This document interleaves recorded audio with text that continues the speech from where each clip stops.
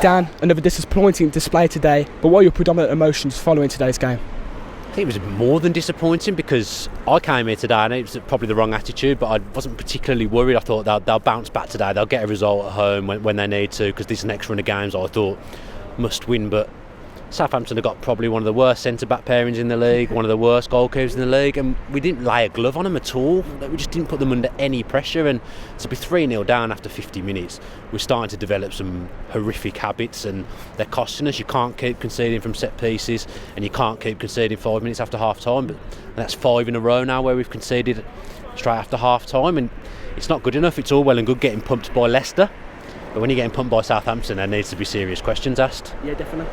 We suffered a big blow in the first few minutes. Of course, McGinn went off injured. How big of a miss will he be? Yeah, as soon as he went off, I just knew nothing was really going to happen in the midfield. Like, you see Nakamura and Louise playing together. I thought that the team selection initially before today was really good. You know, Horahan and McGinn in the midfield was fantastic, but when McGinn goes off, there's no one to carry the ball in the midfield, and with Grealish being on the left-hand side, you know, if in doubt, give it to Grealish. That's what I get from the players' mentality. So it's not brilliant, and if you're not, like Dan said, if you're not going to beat the teams around you, that's where you've got to start worrying. It's just the thing behind after half-time as well. That's what's been annoying. Chelsea, Sheffield United, Leicester, and today. Just easy goals as well. The second one particularly shocking, from a corner, header, easy as you like. It's just easy goals. If they worked like really good football and scored fantastic goals, you've got to hold your hands up, but those goals are way too easy today, and it's just really disappointing. Of course, lots of people today that have interviewed have questioned the tactics and formation. Of course, lots of people are saying that 4-3-3 isn't working.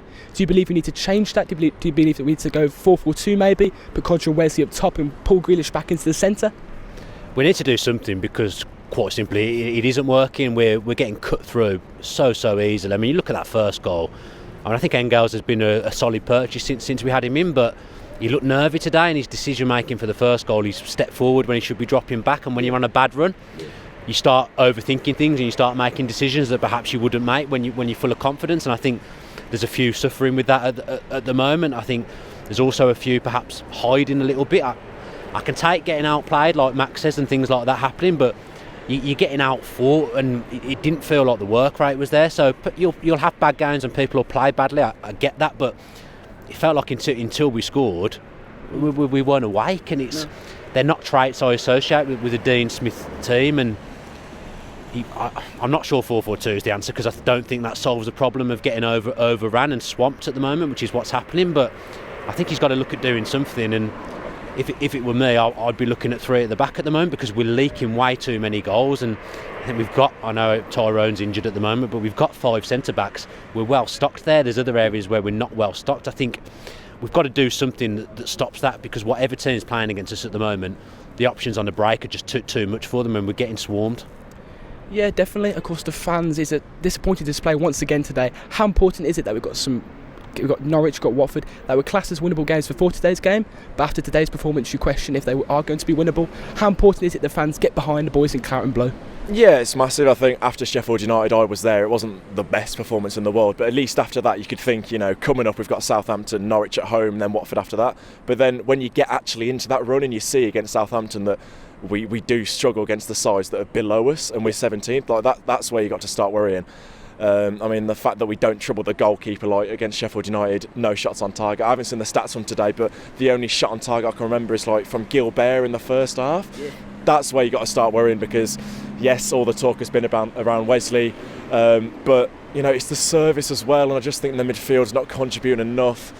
It's just really not good enough in terms of scoring goals at the moment, and I think the defence is where we've got to start worrying. I know Dan said 3 at the back as well. Yeah. You've got to change something. Something has to change, because 4-3-3 at the moment is just clearly not working, and when it's not working against, you know, the sides around you, that's where you got to start worrying. And Norwich must win. Even if we draw that game, I think Norwich will come here probably take, I don't know, would they take a point? Probably not. They need a win as well. Yeah, they need a win, and that's what Norwich coming here to win, and we need to win as well, so anything could happen there. So it's going to be a tough one. Watford after that as well, away from home. We're not typically good away from home again. The only points we've got on the road this season is Norwich and Man United, so it's going to be massively tough. And like I said before today, this will define our season, and losing that today, it's dangerous now. You start to worry now, because we're going to get cut adrift. I mean, Newcastle have won again today. They're a team I would have said would have definitely been down there. But fair play to Bruce.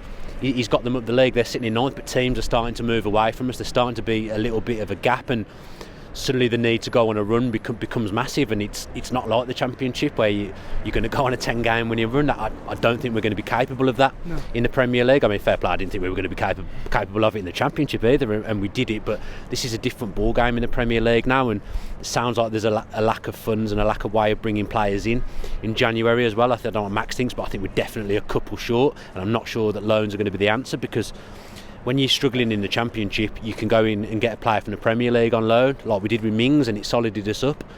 Teams in the Premier League aren't going to loan new players in the same league, because especially teams that are struggling as well.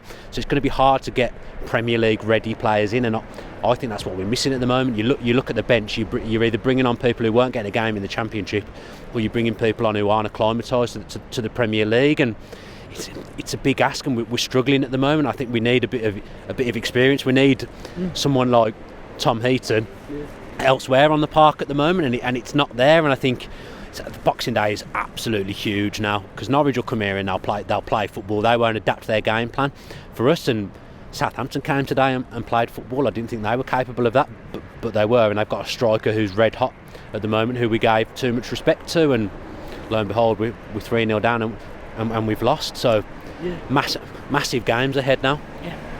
Max, of course, a striking option limited there. Davis injured, but around the team, where do you think we need to strengthen? I know defensively we've been leaking goals, but I think when Mings comes back, hopefully you'd like to see something happen there, whether it's three at the back or anything like that. I think defensively we have the players there. Whether it's three at the back, I'm not sure, but I think going forward, I know we've scored a lot of goals this season, more than most of the teams around us, but still Wesley's not getting the service and he's not scoring goals. I know he scored the other day against Liverpool kids, but still in the Premier League he's not quite cutting it. He's not even getting the chances. If he was getting the chances, maybe missing them, whether he was getting like 4 or 5 chances a game, I'd take that and move on. But he's not even getting like one clear cut chance a game, and that's where you've got to start worrying. I know he brought Codger on again today, and whether, in my opinion, that might have been a bit of a show of desperation, maybe bringing him on as well, because 2 up top, Dean Smith doesn't typically do that. But you got to wait and see. I think we do need a striker just to give a bit of competition to Wesley as well, because he's the main striker. I know Smith doesn't fancy Codger because he hasn't brought him on in a lot of games this season, so he needs competition. He needs someone to kind of work together with, not 2 up top, but someone to just like compete with in training or something like that.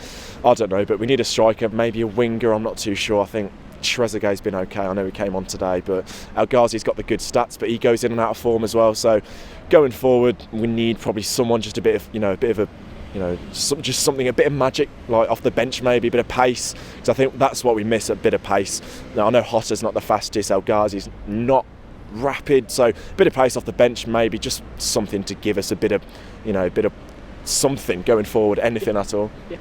Both of you have highlighted that Norwich is a massive game now. Of course, we really need the 3 points. But what are your predictions for that game? How do you think we'll get on? At the moment, I'm scared, which is bad, because I think they're 19th, aren't they, Norwich? I think he's going to have to move Jack into the middle for that game, because that McGinn injury looked bad, so I wouldn't be thinking we're seeing him for 4 or 5 weeks at the very least. So we need someone who can carry the ball in the middle of the park. So I think he's going to have to move Jack back in the middle. If he does that and we can learn some lessons from today, then we have to win. I'm not going to predict anything else other than a win, because we have to win. So I'll go for 2-1, but I'm not sure what I'm basing that on, based on what I've just seen. Yeah. What are your predictions, Max? Oh, mate. It's scary. Like, before today, you've got to think 6 points from these 2 home games especially, but after today, Norwich will come here and want to win because they have to. They're 3 points adrift of us because they lost today, so they are in they're in trouble as well. So they have to come here and get something. Even a point for them is not enough, so they'll come here and play football like they did. I know end of last season we played a rotated side because we were going into the playoffs, but even still they showed they've got good players there. Buendia, they've got a lot of creative midfielders, and going forward Pukki's had some good form this season, so it's going to be tough. They'll come here, play football, want to win, so I think the first goal in that game will be massive. I'll predict a win because we really need it. Hopefully the crowd won't turn after today, but we're going to need a win, so 3-1 Villa. Let's be confident, we need a win. I think that's a problem now. That's a massive problem now, what Max has just said, because suddenly Villa Park's going to become a hard place to play again. Yeah. I mean, you can't really knock some of the fans for getting on the back today, because it wasn't good, and the basics of work rate didn't feel like it was there. So I'm not going to hammer the fans for turning, but suddenly as soon as the first stray pass comes on Boxing Day, it's going to become a difficult place to play again, and I was hoping we got away from that, and away form's not good, so home form needs to be good, so I cannot describe how big that game is now on Boxing Day. If you enjoyed that video, why not watch another? Click the video choices on screen now to go and watch them in full. Be sure to subscribe to the channel by clicking our logo there on the left. Easy peasy.